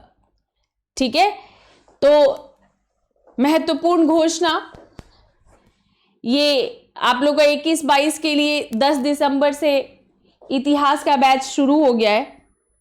10 दिसंबर से, ज़्यादा अभी निकला नहीं है, अभी ज़्यादा नहीं निकला है। आप लोग इसको ज्वाइन कर लीजिए, और इसमें पूरा एकदम डिस्कस करते हुए, आंसर राइटिंग करते हुए आप पूरी तैयारी हम लोग कर रहे हैं। और ये बिल्कुल इस तरह से मैंने इस कोर्स को डिजाइन किया है कि आपके भीतर एक आत्मविश्वास आ जाएगा। ठीक है, तो 10 दिसंबर आज हो गया है आप लोगों का, आज 17 हो गया, तो केवल आप लोगों का 6-7 दिन का निकला है, इसमें गैप भी था। तो आप जल्दी डिसीजन ले लीजिए, क्योंकि बाद में फिर आपको परेशानी ये होती है कि भाई मैम क्लास निकल गया, दोबारा कब शुरू होगा, तो दोबारा में थोड़ा टाइम लग जाता है। तो आप लोग अभी से इसको ज्वाइन कर लीजिए। 24,550 रुपये में आपका 1 साल का हो रहा है, तो ये बहुत महंगा भी नहीं है। कहीं भी आप ऑफलाइन इंस्टीट्यूट में जाते हो तो 35-40 हज़ार रुपये तो आपको ऑप्शनल के लिए देने ही पड़ते हैं। तो अभी भी कंपेरेटिवली अनअकैडमी सस्ता है आपके लिए। जीएस का बैच भी चल रहा है साथ साथ, और इसमें वैसे हिस्ट्री से ही शुरू किया है, स्टूडेंट्स का डिमांड था, लेकिन इसमें मैं पूरा जीएस पेपर 1 कंप्लीट कराऊंगी। तो अभी जीएस पेपर 1 फिर जीएस पेपर 2 के लिए शुरू करेंगे। तो ये अभी जीएस पेपर 1 के लिए चल रहा है और इसमें भी एनसीईआरटी से शुरू करके 3 स्टेप स्ट्रेटजी, एनसीईआरटी से शुरू करके और मुख्य परीक्षा को ध्यान में रखकर तैयारी करनी है। एनसीईआरटी से शुरू किया गया, फिर स्टैंडर्ड बुक्स को आधार बनाकर आपको सारे मैं वो फैक्ट्स नोट करा दूंगी और फैक्ट्स नोट कराने के बाद आंसर राइटिंग करा दूंगी कि आपका प्रीलिम्स और मेंस दोनों की तैयारी एक साथ। तो जो भी मैं सब्जेक्ट पढ़ा रही हूं इसमें प्रीलिम्स और मेंस दोनों के लिए करवा रही हूं। ये तैयारी अलग अलग नहीं होती है, रिवीजन अलग अलग होता है। तो जैसे ही प्रीलिम्स का एग्जाम नजदीक आता है तो आप उन फैक्ट्स को रिवाइज कर ले जाते हो। तो बिल्कुल इसी तरह से हमने तैयारी की थी और हमने 2 बार मेंस लिखा भी, नहीं हुआ इंटरव्यू वो दूसरी बात है। तो ये तरीका मुझे पता है कि हमेशा कामयाब होता है। तो इसलिए आपका जो है प्रीलिम्स और मेंस की तैयारी एक साथ। तो इसमें चैप्टर पढ़ते जाएंगे, नोट्स बनाते जाएंगे। पहले चैप्टर पढ़ेंगे, फिर नोट्स बनाएंगे और नोट्स को दोनों तरीके से बनाएंगे। फैक्ट्स एक तरफ और इस पर कैसे कैसे क्वेश्चंस आ सकते हैं वो एक तरफ, और फिर उन्हीं फैक्ट्स को, उन्हीं कॉन्सेप्ट्स को किस तरह से आप आंसर में लिखेंगे ये भी मैं साथ साथ बता रही हूँ। मेरे पास एवरेज हफ्ते में ऐसे 10 से 15 कॉल आते हैं कि आंसर राइटिंग नहीं हो पाता है। नॉलेज है, ठीक है, ये आता है कि नॉलेज है लेकिन आंसर राइटिंग नहीं हो पाता है। तो ये इशू है आप लोगों के साथ कि आप किस तरह से लिखना है ये आप नहीं समझ पाते हो, क्वेश्चन को कैसे पकड़ना है ये आप नहीं समझ पाते हो। तो ये मैं आप लोगों को बताऊंगी। तो बिल्कुल हर चैप्टर के बाद आंसर राइटिंग सेशन है। तो अब जिनको भी हिस्ट्री और सोशियोलॉजी जिनका ऑप्शनल है वो आप आइए मेरे इस कोड के साथ आइए। और आप जब इस कोड के साथ आएंगे तो मैंने कहा ना कि आपको चिंता नहीं करनी है, चिंताएं सारी मेरी, आपको सिर्फ पढ़ाई करना है। तो ये मेरा टेलीग्राम लिंक है, यहीं पर आपको पीडीएफ मिलेगा। ज्वाइन कर लें इस चैनल को, टेलीग्राम चैनल है ये, और आप यहीं से आप मुझे कांटेक्ट भी कर सकते हैं। तो रिंकू लाइव मेरा कोड है, इस कोड के साथ अनअकैडमी पर आना है और 2021, 2022, 2023 जो भी आपका टारगेट है उसको क्रैक करना है। तो जैसा कि मैंने आप लोग बताया था कि 14 दिसंबर और 15 दिसंबर से 2021, 14 दिसंबर से तो 2021 के लिए, 2022 के लिए, 2023 के लिए बैचेस शुरू की गई हैं। हिंदी मीडियम से, इंग्लिश मीडियम से और बाइलिंगुअल तीनों बैचेस शुरू हुई हैं। हिंदी मीडियम वाली बैच लक्ष्य करके है। तो आप लोगों में से जो भी मेरी इस बात को सुन रहा है, आप लोग इस पर सोचिए, ज़्यादा समय मत गंवाइए और ज्वाइन कर लीजिए अनअकैडमी को। बाकी जीएस पेपर 1 मेरा कंप्लीट होने वाला है और मैं अब जल्दी ही नए कोर्सेज शुरू करूंगी 2021 के लिए। यूट्यूब पर भी कुछ शुरू करूंगी। पर जैसा कि मैं आपको बताती हूँ कि कंप्लीट तैयारी जो है आपकी वो अनअकैडमी पर ही आकर होनी है। अनअकैडमी पर इसलिए मैं कहती हूँ कि यहाँ पर एक सिस्टम है, और भी ऑफलाइन इंस्टीट्यूट में भी आप जाते हो, पर अभी कोविड के टाइम पे सभी बंद है, और उससे कंपेयर करोगे तो अनअकैडमी आपको घर बैठे तैयारी का मौका देता है। आप घर छोड़कर जाओगे कहीं, रूम लोगे, रूम रेंट लगेगा, खाने का पैसा लगेगा और परेशानी भी बहुत ज़्यादा होती है। मैंने कई बार आप लोगों को बताया है कि मैं मुखर्जी नगर में रहती थी, और खाने को लेकर के, पानी को लेकर के जो परेशानी मैंने झेला, मैं आज तक नहीं भूलती उसको। तो उस समय, मेरे समय अनअकैडमी ऑप्शन नहीं था। शायद अनअकैडमी ऑप्शन रहा होता तो मैं घबरा कर जो भाग आई थी मैं वहां से एक अटेम्प्ट छोड़कर, वो नहीं किया होता मैंने। वहाँ इतनी कठिन थी जिंदगी कि उससे घबरा कर मैं भाग आई थी। तो ये चीज़ आपको अनअकैडमी यहाँ पर देता है। और एक चीज़ और मैं कहूँगी कि आप सेशंस जरूर देखें, लाइव सेशन हो या नहीं हो, आप सेशंस जरूर देखें। रिकॉर्डेड सेशन से भी कोई फर्क नहीं पड़ता। आपको अपना नॉलेज इन्हेंस करना है, और उस नॉलेज को इन्हेंस करने के लिए वो रिकॉर्डेड हो या फिर आपका लाइव हो, उससे कोई फर्क नहीं पड़ता। टीचर क्या समझा रहा है ये इंपॉर्टेंट होता है हमेशा। ठीक है, तो चलिए फिर मिलते हैं नेक्स्ट सेशन में। तब तक के लिए आप सब लोगों को all the best. Thanks for watching this session. Bye bye.